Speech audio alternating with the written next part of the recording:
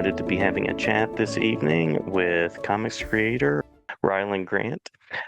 Thanks so much for joining and chatting a little bit about Evel Knievel and comics in general. Yeah, yeah, happy to be here. Thank you. Yeah, absolutely. Glad to have you. As we're talking about this project, I'm curious because I'm not taking for granted that everyone out there knows Evel Knievel.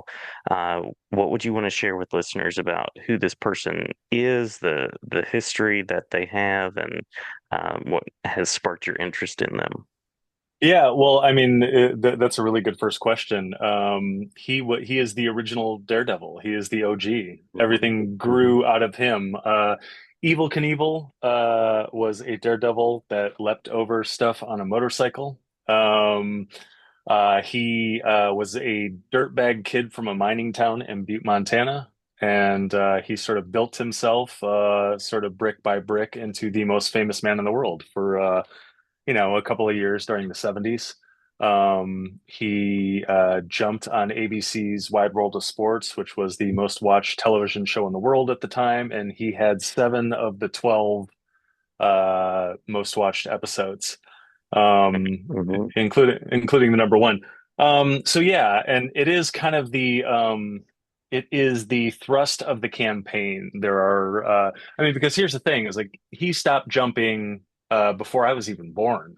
I am old enough to have seen the replays. ABC Wide World of Sports would play this stuff over and over again. But I did not watch him jump live. But for the people who jumped live, he was just the guy. Mhm. And so for those people, this comic book series, which is available on Kickstarter right now, is kind of a greatest hits album. We have made him an adventurer. He's this kind of ass kicker that rides in on a steel horse and knocks out the bad guys and beds the local bombshell and then rides off into the next town to jump. But it is set against the backdrop of the actual history. So we start with his iconic jump at Caesar's Palace. He jumped the fountains and crashed in spectacular fashion. And then it ends with his Snake River Canyon jump. He climbed into a rocket and fired himself up over a canyon. And that didn't go so well either. But we hit a lot of kind of the wonderful history in between. But there's also an adventure. There's also intrigue. There's also bad guys, kind of making waves in the background. And so yeah, so for the actual fans, it's a greatest hits album. You're gonna love it. You're gonna get to revisit the best moments. If you're not so familiar with Evel Knievel, you get taught the history. And so we're making this with the full cooperation of the Knievel family, the Knievel brand, but then also with the Evel Knievel Museum, which is setting up this like wonderful 200,000 square foot facility in Las Vegas right now, and it's going to be wonderful. And so this is a historical document, a work of historical fiction, actually. But yeah, if you want to know who Evel Knievel is, hop on Kickstarter, back the book, and you'll get a pretty good sense.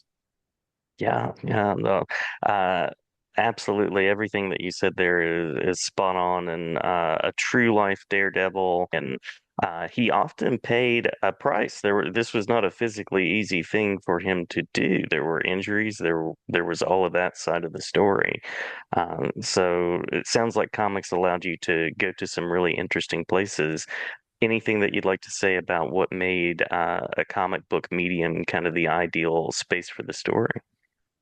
I mean, he is a real life comic book hero. If I've ever, encountered one in the real world, this was a guy who he literally leapt tall buildings in a single bound. Mhm. He climbed on top of a motorcycle and whatever was in front of him, he leapt over. And he came at a very specific time in history when the world kind of needed him. He emerged like heroes do. It was the late 60s, the early 70s, and you had all this unrest. You had Vietnam going on, you had Watergate, you had the Pentagon Papers, and sort of confidence in America, confidence in the institutions was at an all-time high. And there was a lot of division in the world, people fighting over stuff. And Evel Knievel was a unifier. He was this lunatic who rode up on a motorcycle, wearing red, white, and blue. And no matter what side of an issue you were on, you could stop, you could shut up, and you could watch Evel Knievel jump 14 buses and scream your head off. And Yeah. you know, we were all just in one boat at that point. And so he was such a force of nature that whenever he came into the world, he would have willed himself into being the most famous man in the world, but that was a key time. And so, you know, in terms of now, the why now with the comic book, well, here we are again in a time of intense division, right? Um, and I think we all, more than anything, need to find things to agree upon. And so, you know, don't worry. This is not a political book. This is almost an anti-political book. It is a what can we all agree on, and let's meet there kind of book. And then it's also fun, and it's an ass-kicking adventure, and it's you know it's fun, it's swaggery. I mean, Robert Craig Knievel kind of created a character Yeah. named Evil, and by his own admission, he was fond of saying that it kind of got away from him. And that character was larger than life. You know, George Hamilton played him in a movie written by John Milius, and it was grand and it was crazy. Evil played himself in another movie called Viva Knievel in the '70s that was also wild and wacky and wonderful. And so he is built for it. He is made for this kind of thing. He has not been given the proper comics treatment, and so it was my mission to make it happen. Who did you assemble to work on the book? Tell us a little bit about the creative team. Yeah, it's an all-star team. I mean, I needed somebody who was good at drawing the license fair, and so we went and got Dave Acosta, Mm, who great is artist. current. He is currently drawing Thundercats Mm. for Dynamite, but he's maybe best known for drawing all the Elvira books, and he just nails Elvira's likeness. And he was a perfect candidate because again he's great at the likenesses. With the Elvira books, he sets such a mood and this is kind of a moody, you know, sort of like modern westerny book. We needed somebody that would do that. But Dave's taste in media is a little more kind of like ass kicking and rootin' tootin' than you know some of his previous credits combined. And so when I was approaching collaborators, you know, they were great artists, but it was a matter of do they get evil or not? And I work with a lot of foreign artists, and they can draw anything and everything, and they're great, they're amazing. Um, but Evel Knievel is a very American thing. And so I would go to a foreign artist sometimes and be like, "Hey, I have Evel Knievel. What do you think about it?" And they would be like, wasn't he like a daredevil or something?" And then you know you have the wrong guy. When I Hmm. approached Dave Acosta, his eyes got about this big, and he was like, "Oh my God, Evil, are you kidding me?" And then I told him my kind of take on it.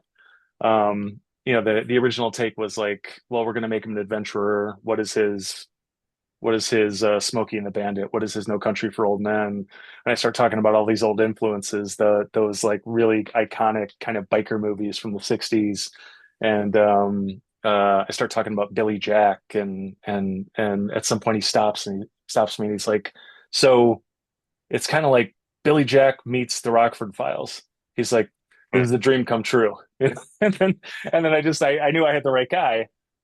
So Dave Acosta is taking the helm on that, but we also have great covers by Ray Anthony Height, who is a close friend and a wonderful Marvel and DC artist and runs his own outfit now. We have Flops, who is you know just doing some of the best kind of variant covers out there right now. Um, Fabio Alves is a guy who draws a lot of my books, but he has been nominated twice for the Ringo Award for Best Cover Artist, so he's doing some covers for us. And then there's a guy named John Pinto, who is kind of a cartoonist, graphic designer who has reimagined Evel Knievel as a '70s cartoon series, and Yeah, he's kind of doing a lot of fun work for us in that vein. Then we have this amazing editor, Ari Nelson, who is from the film world. She is my company is Half Evil Comics, and she is our executive editor. But she's also this just incredible graphic designer, and so she has made it her mission to go in and kind of bring back to life a lot of the history. So issue one, which is available on Kickstarter now, deals specifically with the Caesar's Palace jump. And so she has gone back into history and found all of these old event posters, uh, Mhm. tickets for the jump, all of these things that kind of have been lost to history, and she has brought them back to life. And so if you back the campaign, you get the books, of course, but you also, we have the Caesar's Palace event poster. Our stretch goal is building out a Caesar's Palace ephemera pack. So you get the ticket from the jump, you get a postcard from the Caesar's Palace gift shop at the time. You get a bunch of just kind of cool stuff like that. So this is really an exercise of kind of like bathing in the history of all this. Nice, nice. Where can we go to find out more information, back the campaign, follow your work, any of those kind of links that you want to share? Yeah, so Kickstarter.com, you just search Evel Knievel and you'll find it there. You can find me on social media, all forms of social media, at Rylend Grant, which is RYLENDGRANT. I spell it because it's not a real name. My parents just kind of drunkenly arranged letters and saddled me with it, and so now I have to spell I it for like it. everybody. I like it. Yeah, it's not too bad. So yeah, got a lot going on there. And my company, Happy Evil Comics, we publish a lot of great books and, won a Ringo Award, have been nominated for a bunch of others. And so yeah, come see our wares. Plenty of great stuff for you guys.